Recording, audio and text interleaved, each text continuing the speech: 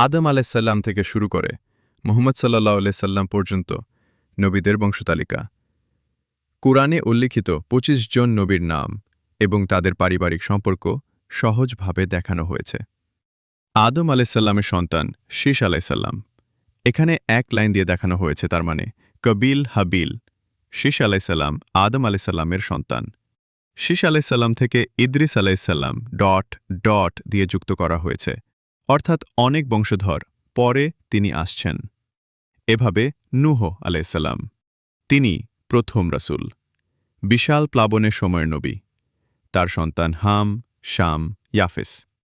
শামের বংশে গুরুত্বপূর্ণ নবীরা আসেন ইব্রাহিম আলাইসাল্লাম, খলিলুল্লাহ বা আল্লাহর বন্ধু। তার সন্তান ইসমাইল আলাইসাল্লাম ও ইসহাক আলাইসাল্লাম, দুই ছেলেই নবী।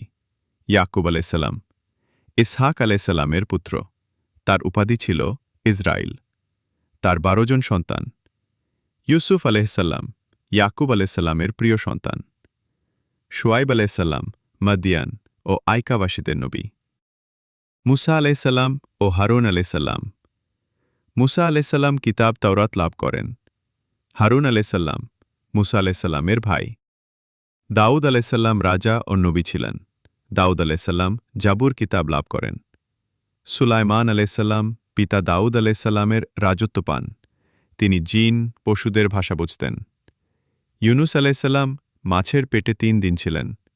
জাকারিয়া আলাইসাল্লাম ও ইয়াহিয়া আলাইসাল্লাম পিতা পুত্র নবী। ঈসা আলাইসাল্লাম মারিয়াম আলাইসাল্লামের পুত্র, কিতাব ইনজিল লাভ করেন। মুহাম্মদ সাল্লাল্লাহু আলাইহি ওয়াসাল্লাম শেষ নবী ও রসুল।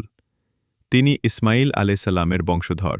মুহাম্মদ সাল্লাল্লাহু আলাইহি ওয়াসাল্লাম পবিত্র কুরআন লাভ করেন, যিনি মানবজাতির জন্য রহমত হয়ে এসেছেন। তিনি সত্য, ন্যায় ও সহানুভূতির আলো ছড়িয়ে পৃথিবীকে আলোকিত করেছেন।